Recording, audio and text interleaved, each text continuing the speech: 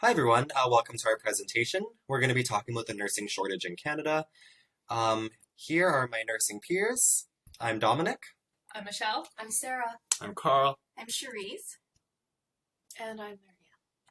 This presentation will be in the framework of the what, so what, and now what. In the what, we'll talk about the purpose, intro, historical trends, and some factors contributing to the nursing shortage. So what will be the COVID impact on new grads, nursing students and RNs, and burnout, as well as like the now what, which are we'll talk about some diagnoses, interventions, nursing leadership, and some strategies and solutions.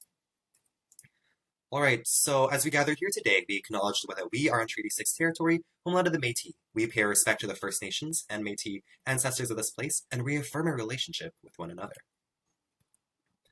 So, yes, the purpose of this presentation is to highlight the severity of the nursing shortage in Canada and outline the importance of leadership in mitigating this crisis.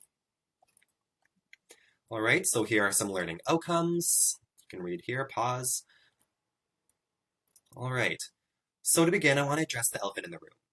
We are in a crisis. We are at the brink of collapse in the healthcare system.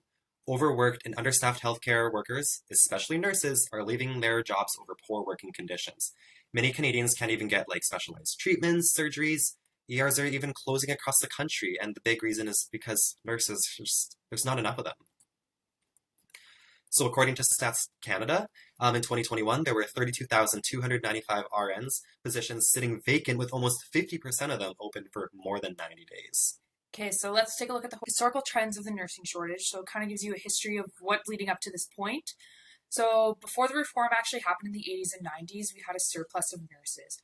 So what happened in the reform was it caused, over the years, decreased hospital beds availability, shorter hospital stays. So, for example, on the maternity unit, you used to stay for a few days prior when you had your baby, but now if the pregnancy and the birthing went well, you'd only stay for 24 hours.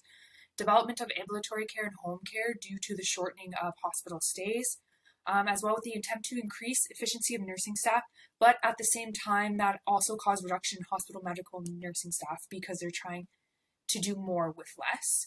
If we look at between 1992 to 1998, there was a decrease in RNs by 2.8%. And then on top of that, there was also a 35% decrease in admissions to become an RN.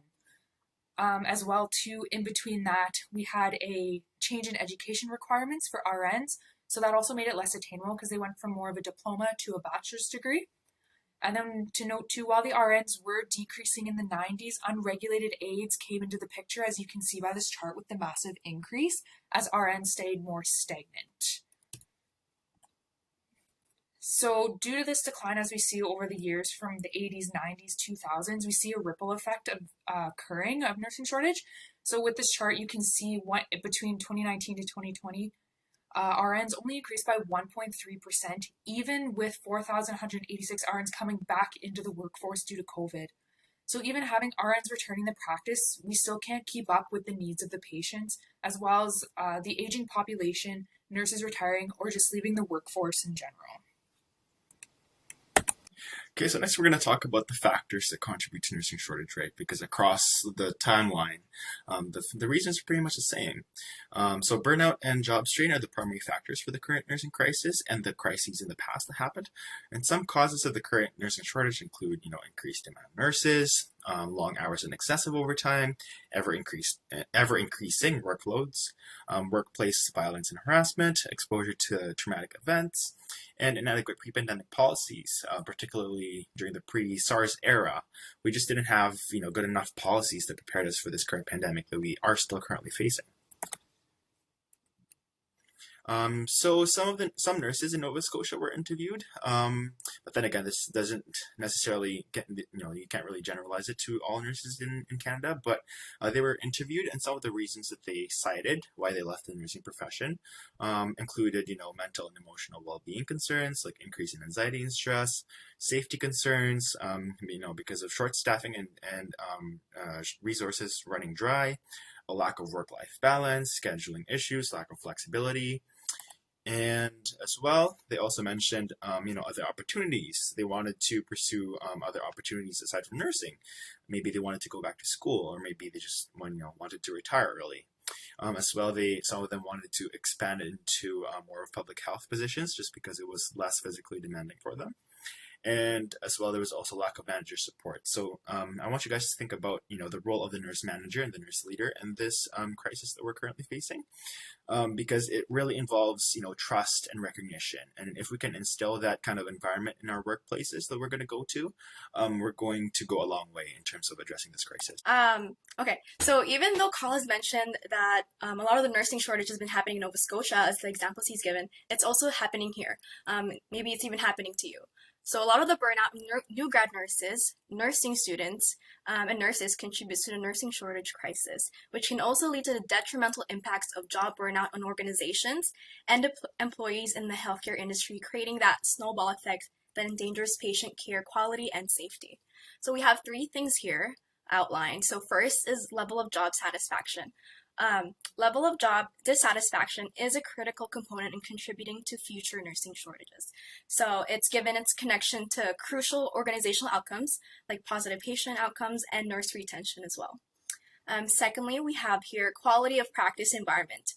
So with decreasing number of experienced nurses due to the nursing shortage, nursing students have limited access to learning opportunities and professional development even in clinical practice areas.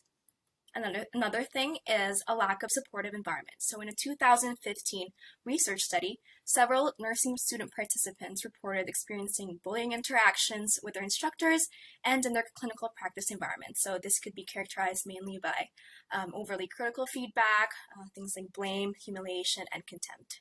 And thirdly, and to really emphasize exhaustion and burnout here, nurses experience exhaustion and burnout due to high patient-to-nurse ratios, predisposed to work really long hours and even required to stay overtime, and have really heavy work or patient loads. So this limits their time with their patients, increasing those med errors, and leads to overall poor patient care, right? And eventually it leads to poor physical and mental health on those new grad nurses, nursing students, and nurses in general. All right, so we'll talk a little bit about burnout. So burnout is a common psychological phenomenon among nurses. It is characterized by decline in physical, emotional, and psychological energy resulting from work-related stress that leads to cynicism towards clients and colleagues and feelings of low self-efficacy.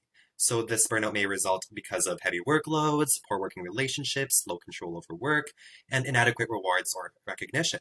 So this is linking to April's comment in one of her lectures, saying the importance of commending followers, like even publicizing or rewarding them would be even good.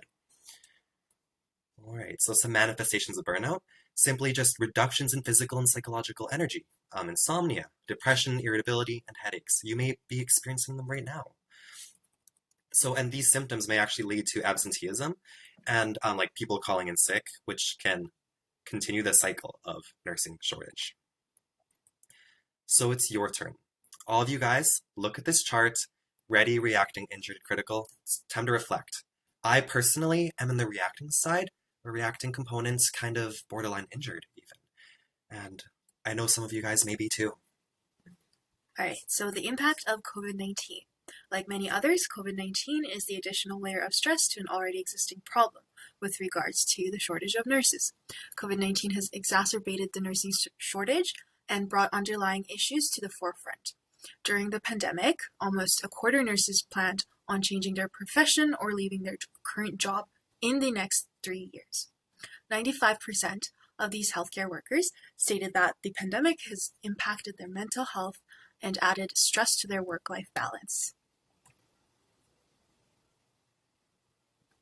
So here is a graph from Statistics Canada, which shows the recent impact of COVID on nurses as well as other professions such as physicians and care aides.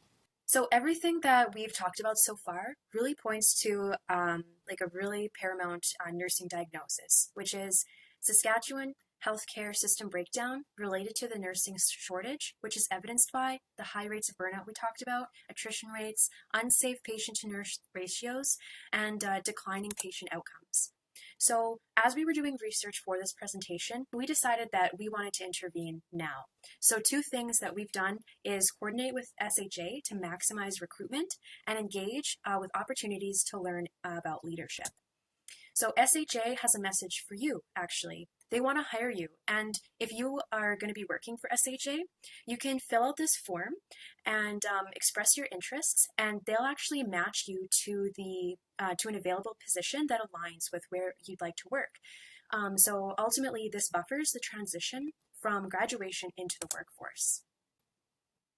And so we also engage with opportunities to learn about leadership, and that is really exemplified by this presentation.